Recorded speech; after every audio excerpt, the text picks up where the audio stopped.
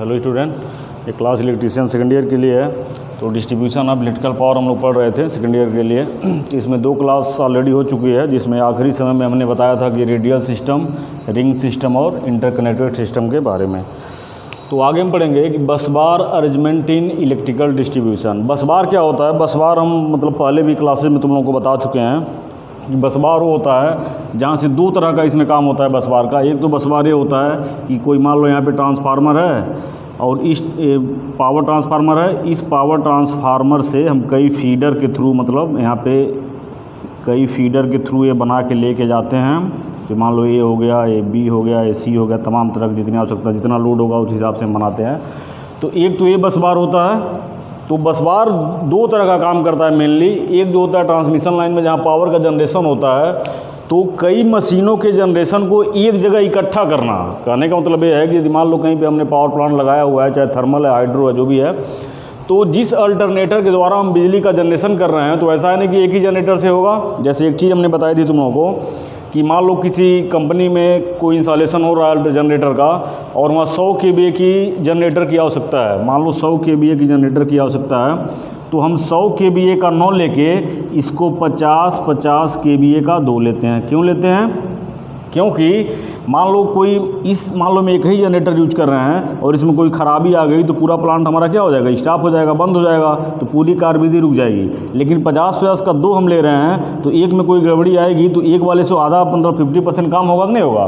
तो इसीलिए जब भी उत्पादन किया जाता है, या जनरेशन हो, चाहे वो थर्मल पावर प्लांट का हो, चाहे हाइड्रो पावर प्लांट का हो, चाहे अदर कोई भी हो, तो उसमें केवल एक ही अल्टरनेटर या जनरेटर न लगा के हम कई भागों में उसको डिवाइड कर देते हैं। तो भिन्न भिन्न जनरेटरों का पावर जब एक जगह में इकट्ठा करना होता है, तो वहाँ पे हमें बस बार सिस्टम की आवश्यकता होती है। तो इसमें करते क्या है, इसको बहुत ईजी वे में समझ लेते हैं कि मान लो हमारे पास 2 जनरेटर हैं। एक अल्टरनेटर ए है और एक अल्टरनेटर ए है। 2 अल्टरनेटर हैं, तो दोनों के पावर को एक जगह में इकट्ठा कर रहे हैं, एक बस बार फैला रहे हैं। तो यहाँ पे इसको करने के लिए सबसे ज़रूरी चीज़ है कि दोनों वोल्टेज का अभी हम आगे अल्टरनेटर का चैप्टर हमने पढ़ाया है तुम लोगों को, सेकेंड ईयर वालों को। तो उसमें हमने एक चीज़ बताया हुआ है कि पैरेलल ऑपरेशन ऑफ अल्टरनेटर, जैसे ट्रांसफार्मर का पैरेलल ऑपरेशन तुम लोगों को पढ़ा दिया हमने, उसी तरह से अल्टरनेटर चैप्टर हमने पढ़ाते समय बताया हुआ है कि अल्टरनेटर का पैरेलल ऑपरेशन करते समय शर्तें क्या होनी चाहिए। तो उसमें कई तरह की शर्तें हैं, उसको तुम नोट से देख लेना। तो सबसे मेन इसका शर्त है कि दोनों अल्टरनेटर का जो वोल्टेज है वो समान होना चाहिए। यदि मान लो सपोज 250 वोल्ट जनरेट कर रहा है, तो ये जनरेटर भी 250 वोल्ट की जनरेशन इसकी होनी चाहिए। ऐसा नहीं है कि 300, 400 है, 200 है तो हम इसको एक बस बार पिला देंगे, कभी नहीं। और भी चीज़ें हैं जिसमें पोलरिटी सेम होती है, उसका फेज सीक्वेंस सेम होता है। एक यदि 3 फेज का है तो ये भी 3 फेज का होगा। इन तीनों फेजों का सीक्वेंस आपस में क्या होगा? सेम होना चाहिए। लेकिन अभी हम यहाँ वोल्टेज के रेफरेंस में बात करेंगे। तो यहाँ पे जो बस बार अरेंजमेंट होता है कि विभिन्न प्रकार के जनरेटरों को, उन जनरेटरों को या उन अल्टरनेटरों को जिनकी आउटपुट वोल्टेज सेम हो, उनको एक साथ जोड़ के यदि कोई कार्य हम करते हैं, तो उसी सिस्टम को क्या कहते हैं? बस बार कहते हैं। इसका प्रयोग ट्रांसमिशन से लेकर डिस्ट्रीब्यूशन लाइन में सब जगह बस बार का प्रयोग किया जाता है। तो अब यहाँ पर देखो, जो बस बार होता है ये मुख्य रूप से 3 प्रकार का होता है। एक है सिंगल बस बार सिस्टम, दूसरा है सेक्शनाइज बस बार सिस्टम, और तीसरा होता है डुप्लीकेट बस बार सिस्टम। तो एक एक काम डायग्राम से पढ़ेंगे। तो पहला हम देखते हैं सिंगल बस बार सिस्टम। तो सिंगल बस बार सिस्टम का जो प्रयोग किया जाता है वो पावर स्टेशन में, जहाँ पावर का जनरेशन होता है वहाँ प्रयोग किया जाता है। छोटे सब स्टेशन हम बात कर लें तो इसका प्रयोग जो होता है छोटे सब स्टेशन में क्या होता है? इसका प्रयोग होता है। तो अब देखो, जैसे मान लो यहाँ पे 2 अल्टरनेटर हो गए, एक अल्टरनेटर G1 हो गया और एक अल्टरनेटर क्या हो गया? G2 हो गया।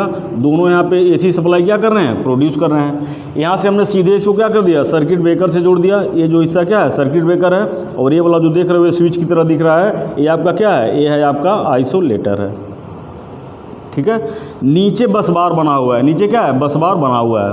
अब ये आइसोलेटर से क्या होगा? आइसोलेटर से यदि हम सप्लाई को कट करना ऑन ऑफ चाहें तो क्या होगा? ये ऑन ऑफ हो जाएगा। इसमें भी आइसोलेटर हमने पढ़ा दिया तुम लोगों को स्विच गियर में कि ये 2 तरह का होता है। एक पावर आइसोलेटर होता है, एक नॉर्मल आइसोलेटर होता है। तो जो पावर आइसोलेटर होता है वो लोड और नो लोड दोनों पे काम करता है, जबकि जो नॉर्मल आइसोलेटर होता है वो नो लोड पे काम करता है। तो ये चीज़ भी आपको ध्यान रखना है। तो सिंगल बस बार जो सिस्टम होता है उसमें एक ही देखो, ये बस बार बना हुआ लाइन जो देख रहे हो ना, ये लाइन इसको हमने मान लो ABC दिखा दिया। तो ये जो पूरा ए से बी तक का हिस्सा है इसी को हम बस बार कहेंगे, और ये सिंगल बस बार है, इसमें कहीं भी कोई ज्वाइंट या कुछ सेक्शनलाइज भाग नहीं है। तो ये बस बार हो गया। अब इस दोनों अल्टरनेटर, और दोनों याद रखना, इन दोनों अल्टरनेटर की जो आउटपुट वोल्टेज होती है वो क्या होगी, सेम होगी। मतलब जितना वोल्टेज ये जनरेट करेगा उतना ही वोल्टेज क्या करेगा, ये जनरेट करेगा। अब इसके बाद इसको हमने सर्किट ब्रेकर से जोड़ दिया, सर्किट ब्रेकर के बारे में जान ही रहे हो। फिर इसके बाद हमने इसको आइसोलेटर से जोड़ दिया। आइसोलेटर क्या होता है, आइसोलेटर है जो स्विच होता है जो कि एचटी लाइन के लिए या हाई वोल्टेज पे काम करता है। तो यहाँ से आइसोलेटर हो गया। फिर हमने बस बार को क्या कर दिया, जोड़ दिया। फिर बस बार के बाद पुनः हमने क्या कर दिया, पुनः आइसोलेटर लगा दिया, ताकि इधर से भी सप्लाई हम कट करना चाहें, मान लो इसका हमने मेंटेनेंस करना है तो यहाँ से इससे कट कर दिया, बस बार अपना चालू है। सपोज दैट इसमें कोई खराबी आई तो यहाँ से हमने कट कर दिया। अब कहने का मतलब ये है कि यहाँ से यदि मान लो हम कट कर रहे हैं, देखो ये बनाने का मतलब क्या है, देखिए ये बस बार है, इसके ऊपर मान लो सप्लाई आ रही है जनरेटर से, हमने ट्रांसफार्मर तक लेना है। यहाँ पे फिगर में हम देख, एज वाला हिस्सा देखो सर्किट ब्रेकर है, और ये जो बना हुआ क्या है, ये आपका ट्रांसफार्मर है, तीनों क्या है, ट्रांसफार्मर है। अब देखो सपोज दैट यदि हम यहाँ से इस स्विच को उठा देंगे तो क्या होगा, यदि इस स्विच को हम यहाँ से ऑफ कर देंगे तो केवल एक ही जनरेटर क्या करेगा, काम करेगा, और एक ही जनरेटर का लोड तीनों पे पड़ेगा। तो हो सके दोनों के लोड से चल रहा है, जैसे सपोज डैट मान लो ये दोनों मिलके 300 kVA का मान लो दे रहे हैं, 300 kVA का दे रहे हैं, ठीक है। और सपोज डैट यहाँ 100 का चल रहा है, 100 kVA का तीनों ट्रांसफार्मर चल रहा है, 300 kVA का जनरेशन है वो चल रहा है, ठीक है। पावर की बात कर रहे हैं, ये पावर की बात हो रही है, वोल्टेज और करंट की बात नहीं हो रही है। तो सपोज दैट यदि मान लीजिए स्विच को हमने ऑफ कर दिया, तब तो तुमको ये 300 दोनों मिल के है, मान लो 150 का है या 200 100 का जो भी है, तो एक कम हो जाएगा। तो क्या ये तीनों मिल के एक अल्टरनेटर लोड इतना बेयर कर पाएगा, नहीं कर पाएगा। तो इसीलिए हम करते क्या हैं, यदि मान लीजिए कि ये दोनों आ रहा है, इसमें कोई गड़बड़ी आ रही है, तो इस आइसोलेटर को, जो आइसोलेटर का जो स्विच समझ सकते हो, हाई वोल्टेज स्विच होता है, तो इसको हमें यहाँ से क्या करेंगे, इसको हम यहाँ से डिस्कनेक्ट कर देंगे, ठीक है। चलिए, तो जब यहाँ से हम इसको डिस्कनेक्ट कर देंगे तो ये डिस्कनेक्ट होगा, तो ये दोनों पावर तो इस बस बार में आ गई है। अब इस दोनों के थ्रू हम इसका यूज क्या करेंगे, जितना ज़रूरत रहेगा उतना ले लेगा। फिर इसमें कहीं गड़बड़ी होगी तो एक को कर लेंगे। तो ये जो जनरली हमारा सिस्टम होता है, ये क्या होता है, इसी को कहते हैं हम सिंगल बस बार सिस्टम। तो ये हो गया आपका सिंगल बस बार सिस्टम। नेक्स्ट है सेक्शनलाइज। सेक्शनलाइज का मतलब, सेक्शन का मतलब भागों में बटा हुआ। इसी चीज़ को ऐसा ही सिस्टम हम दो ले लें, डबल ले लें, ट्रिपल ले लें, और उसको एक सेक्शन से जोड़ दें। जैसे मान लो, कहने का मतलब ये है कि ये दो, देखो मान लो एक हमने इसको समझ दिया, इस पेन को समझो ये बस बार है, और ये क्या है, ये बस बार है। इसी बस बार को दोनों को हमने इस सेक्शन के द्वारा, इन दोनों को हमने क्या कर दिया, इसके थ्रू क्या कर दिया, ऐसे जोड़ दिया। तो ये कहा जाएगा सेक्शनलाइज बस बार। तो देखो इसका फिगर भी बहुत ईजी है, देख लो यहाँ पे, देखिए ये आपका दो अल्टरनेटर है, और सेम वही फिगर है जो हमने सिंगल बस बार सिस्टम में पढ़ा है। तो ये वाला हिस्सा, इसके इधर वाला हिस्सा जो है, ये सेक्शन एक, मतलब एक सिंगल बस बार है, और ये क्या है, एक सिंगल बस बार है। इन दोनों बस बारों को हमने सर्किट ब्रेकर और आइसोलेटर, देखो यहाँ बीच में एक सर्किट ब्रेकर लगा के, और इसके थ्रू हम क्या कर रहे हैं, आइसोलेटर से इसको क्या कर दे रहे हैं, जोड़ दे रहे हैं। तो जब इससे आइसोलेटर को हम जोड़ देंगे तो देखो ये सेक्शनलाइज बस बार हुआ कि नहीं हुआ। मतलब कहने का मतलब ये है कि हम चाहें तो केवल इन दोनों, अब इसके बाद यहाँ से दो बस, दोनों को हम, इन दोनों स्विच को यदि हम ऑन कर देंगे, इस आइसोलेटर को दोनों को ऑन कंडीशन में होगा, तो इस कंडीशन में हमारे चारों जो अल्टरनेटर लगे हुए हैं, चारों अल्टरनेटर का पावर क्या होगा, इस बस बार में आ जाएगा। यदि हम चाह रहे हैं दो ही का लेना, तो हम क्या करेंगे, इस दोनों का लेना है, तो किसी एक चीज़ को क्या करेंगे, इस दोनों को लेना है, इसको ऑन कंडीशन कर देंगे, और इसको क्या करेंगे, ऑफ कर देंगे, तो अपना ये चलेगा। ये ट्रांसफार्मर लगा है, क्या है, सर्किट ब्रेकर है। तो जनरली जो सिंगल बस बार सिस्टम आपने समझा। नेक्स्ट है सेक्शनलाइज बस बार। सेक्शनलाइज बस बार सिस्टम जो होता है, उस सिंगल बस बार, दो या दो से अधिक क्या सिंगल बस बारों को, इसमें 3 हो सकता है, 4 हो सकता है, हम जैसे क्या करेंगे, मतलब एक और हमने बना लिया मान लो, तो यहाँ पे बीच में क्या करेंगे, सर्किट ब्रेकर और आइसोलेटर ला के क्या करेंगे, उसको जोड़ देंगे, ठीक है। तो ये चीज़ आपकी हो गई सिंगल बस बार सिस्टम और सेक्शनलाइज बस बार सिस्टम। अब हम पढ़ते हैं डुप्लीकेट बस बार सिस्टम। तो हम दो बस बार पढ़ चुके हैं, एक था सिंगल बस बार सिस्टम और दूसरा था सेक्शनलाइज बस बार सिस्टम। इसमें जो तीसरा है वो है आपका डुप्लीकेट बस बार सिस्टम।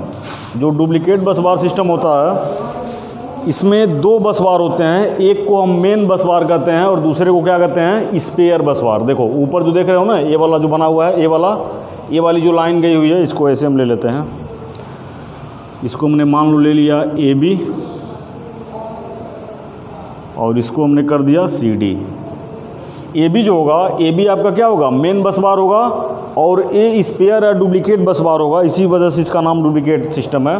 तो A जो होगा मेन बस बार होगा, और B क्या होगा, A होगा डुप्लीकेट बस बार या स्पेयर इसको कहते हैं। ये कभी कोई पूछा था स्पेयर क्या होता है, टेक्निकल टर्म है, इसको याद रखना है कि मतलब मेन बस बार के बाद जो दूसरा बस बार होता है उसी को स्पेयर या डुप्लीकेट बस बार कहते हैं। कनेक्शन कैसे होते हैं समझ लो। देखो यहाँ पे अल्टरनेटर है,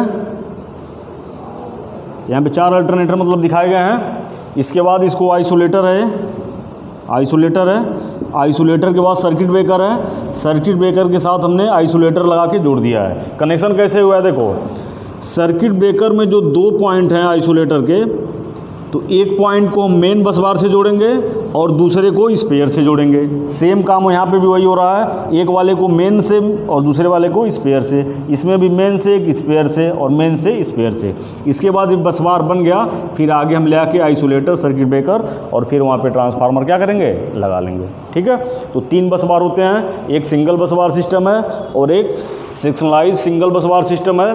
सेक्शनलाइज वाले में 2 सिंगल बस बार को जोड़ दिया जाता है, और डुप्लीकेट बस बार जो होता है उसमें ये याद रखना है कि डुप्लीकेट बस बार में 2 बस बार होते हैं, एक मेन बस बार होगा और एक क्या होता है, स्पेयर होता है। और सारे सर्किट ब्रेकर के साथ जो आइसोलेटर जुड़े हुए हैं, एक टर्मिनल मेन से जुड़ा होता है और दूसरा क्या होता है, स्पेयर से जुड़ा होता है। क्लियर है। तो ये अब तक हमने बस बार सिस्टम के बारे में पढ़ा। अब हम इसमें आगे जो पढ़ेंगे, इसमें जो वेरियस टर्म्स हैं जो रिलेटेड हैं मतलब डिस्ट्रीब्यूशन सिस्टम से, जैसे कि उसमें आपका मैक्सिमम डिमांड फैक्टर हो गया, एवरेज डिमांड हो गया, डाइवर्सिटी फैक्टर हो गया, ठीक है, प्लांट कैपेसिटी फैक्टर हो गया। तो इसके बारे में एक एक टर्म जो टेक्निकल टर्म एग्जाम में से सवाल पूछे भी जाते हैं, ऑब्जेक्टिव सवाल भी पूछे जाते हैं, और कुछ न्यूमेरिकल क्वेश्चन भी क्या करेंगे हम नेक्स्ट क्लासेज में करवाएंगे। और आप लोगों से मतलब सेकेंड ईयर के बच्चे वीडियो देख नहीं रहे हैं, काफ़ी कम व्यू मिल रही है, तो आप लोगों से रिक्वेस्ट है, आप लोगों के लिए फ़ायदेमंद भी है कि ये जो भी मतलब क्लास आपको दी जा रही है, इस क्लास का नोट्स ज़रूर तैयार करें। और कहीं उसमें प्रॉब्लम आ रही है, कहीं यदि आपको दिक्कत आ रही है क्लास को समझने में, तो ग्रुप में मतलब व्हाट्सएप ग्रुप भी दिया गया है, उसमें आप मैसेज डाल सकते हैं, या कोई भी क्वेश्चन इससे रिलेटेड, आपके चैप्टर से रिलेटेड चाहे कोई सब्जेक्ट हो, तो उसकी क्लासेज क्या होगी, आपको दे दी जाएगी। मतलब जो भी डाउट होगा तो किसी दिन डाउट का वीडियो बना दिया जाएगा सारे मतलब। लेकिन ये तब ना डाउट कब आएगा, जब पढ़ोगे तब पढ़ोगे। अभी हम लोग रिकॉर्ड देख रहे हैं तो पता चल रहा है कि एवरेज बच्चा 2 मिनट 3 मिनट से वीडियो देख ही नहीं रहा है, जबकि वीडियो आपके 20 मिनट 25 मिनट के हैं। तो ऐसा मत करो, यदि सब कुछ बंद है, जब तक क्लास ऑफलाइन नहीं चल रही है तब तक आप लोग वीडियो देखें और नोट्स क्या करें, नोट्स को अपने मेंटेन करें। ओके।